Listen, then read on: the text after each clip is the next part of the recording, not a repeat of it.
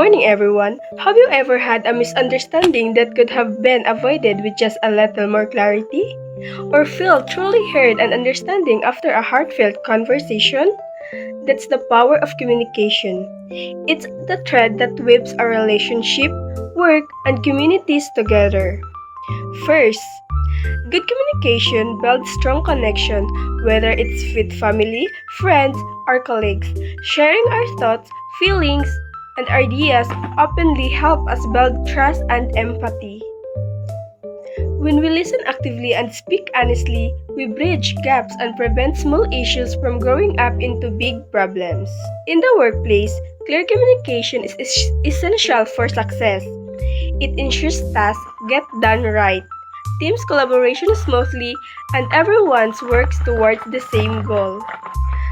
A simple email that's easy to understand or a quick check-in with a teammate can save time, reduce stress, and boost productivity.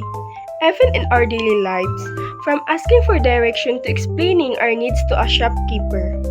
Effective communication helps us navigate the world with less frustration and more confidence.